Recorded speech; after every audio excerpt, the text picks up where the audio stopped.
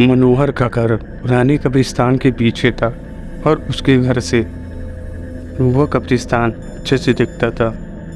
वह रोज़ उस कब्रिस्तान को पार करके ही अपने काम पे जाता था। मनोहर के दो बच्चे थे और दोनों ही बच्चे बड़े शैतान थे। बड़े बेटे का नाम रॉकी और छोटे बेटे का नाम विक्की था। एक बार गर्मियों की छुट्टियों में रॉकी और विक्की की बहन सोनिया भी आई हुई थी। तीनों मिलकर रात के लगभग 12 बजे एक रूम में ट्रुथ और डेयर खेल रहे थे।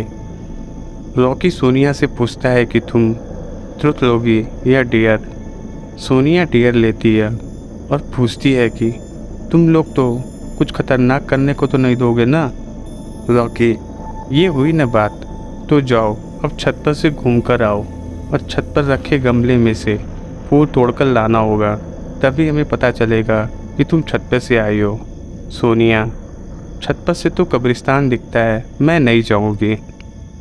रॉकी और विक्की दोनों सोनिया को छत पर जाने के लिए ज़बरदस्ती बोलते हैं। सोनिया छत पर जाती है और जैसे ही गमले में लगे फूल की तरफ बढ़ती है, तभी उसकी नज़र कब्रिस्तान की ओर पड़ती है। कब्रिस्तान में एक बड़ा सा सूखा पेड़ होता है। वह देखती है कि उस पेड़ पर एक सर कटी हुई उल्टी लाश लटक रही थी होती है। सोनिया उसे देखती है और ज़ोर से चिल्लाती हुई बेहोश हो जाती है। फिर जब सोनिया बहुत देर तक छत पर से वापस नहीं लौटती है, तो रॉकी और विक्की दोनों ही डर जाते हैं और वह छत पर जाकर देखते हैं तो वो पाते हैं कि सोनिया बेहोश पड़ी है। वे तुरंत मनोहर को बुलाते हैं और सारी बात बताते हैं। मनोहर, तुम तीनों को ऐसा खेल खेलने की ज़रूरत क्या थी? और रॉकी, तुम तो जानते हो उस कब्रिस्तान के बारे में कैसी कैसी खबरें आती हैं, फिर भी तुम सोनिया को रात पे छत पे जाने के लिए क्यों भेजा? रॉकी, सॉरी डैड, मुझे गलती हो गई, हम आगे से ऐसा नहीं करेंगे। मनोहर, और फिर भी कभी दोबारा ऐसा काम किए तो तुम दोनों को उसी कब्रिस्तान में छोड़ आऊँगा। अच्छा सोनिया बेटी, ये बताओ तुमने वहाँ ऐसा क्या देखा कि तुम बेहोश हो गए? सोनिया सहमी हुई हालत में मनोहर को सारी बात बताती है कि उसने क्या देखा।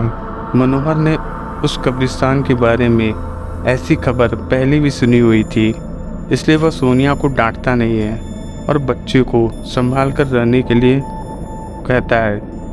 एक दिन मनोहर को काम से छुट्टी मिलने में देर हो जाती है और उस दिन उसे ऑटो भी नहीं मिलती है। वह पैदल ही घर की ओर चल पड़ता है। इधर विक्की और रॉकी दोनों आपस में बात करते हैं। रॉकी, विक्की तुम्हें क्या लगता है सोनिया ने जो कहा वो सच है? मुझे तो लगता है कि वो सिर्फ बातें बना रही है, वो उसका भ्रम होगा। विक्की, अरे नहीं भाई, तुमने उसकी हालत देखी, एक दिन भी यहाँ नहीं रुकी और तैयार हो गई वापस जाने को। मुझे लगता है कि उसने जो देखा सच में देखा होगा। रॉकी, चलो हम कब्रिस्तान जाकर खुद ही देख लेते हैं। विक्की, अरे भाई तुम पागल तो नहीं हो गए हो? मुझे अपनी जान बहुत प्यारी है, मैं नहीं जाऊंगा और तुम भी मत जाओ। विक्की के मना करने के बावजूद रॉकी नहीं मानता है और वह अकेले ही कब्रिस्तान की ओर चल देता है। कब्रिस्तान का दरवाज़ा खोलता है और अंदर चला जाता है। वो उस पेड़ की ओर देखता है जिस पर सोनिया को सर कटी हुई उल्टी लाश दिखी थी। रॉकी खड़े होकर उस पेड़ की ओर देखता है, तभी एक अदृश्य हाथ उसके पैरों को पकड़ लेता है। रॉकी डर जाता है और ज़ोर से चिल्लाने लगता है, बचाओ बचाओ, मुझे छोड़ दो, मुझे गलती हो गई, मैं फिर कभी यहाँ दोबारा नहीं आऊँगा। दूसरे कोने इस पर एक कब्र होती है जो खुली हुई होती है, उसके ऊपर खून लगा हुआ होता है। वह अदृश्य हाथ राखी को खींचकर लाते हुए उस कब्र की ओर ढकेलने की कोशिश करने लगती है। रॉकी चिल्लाता है, छोड़ दो, मुझे गलती हो गई, मैं फिर यहाँ कभी नहीं आऊँगा, मुझे मत मारो, मुझे जाने दो। मनोहर काम से पैदल घर पहुँचने ही वाला होता है। जैसे ही वो कब्रिस्तान से गुजरता है, उसे रॉकी की आवाज़ सुनाई देती है, मनोहर, ये क्या? ये तो रॉकी की आवाज़ लगती है। ये कब्रिस्तान की ओर से आ रही है। मुझे जाकर देखना चाहिए।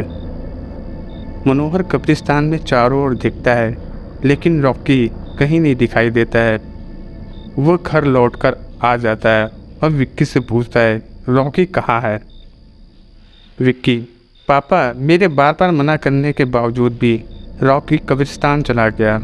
वह जानना चाहता था कि सोनिया जो कह रही थी वह सच है या नहीं। मनोहर, हमारे पास बिल्कुल भी समय नहीं है। जाओ घर में के मंदिर में शंख में जो जल रखा है वो जल्दी से लेकर आओ। हमें रॉकी को खोजने कब्रिस्तान जाना पड़ेगा। विक्की वो जल लेकर आता है। मनोहर और विक्की कब्रिस्तान की ओर जाते हैं। मनोहर जल छिड़कता है, फिर उसे किसी के घसीटने की निशान दिखाई देता है।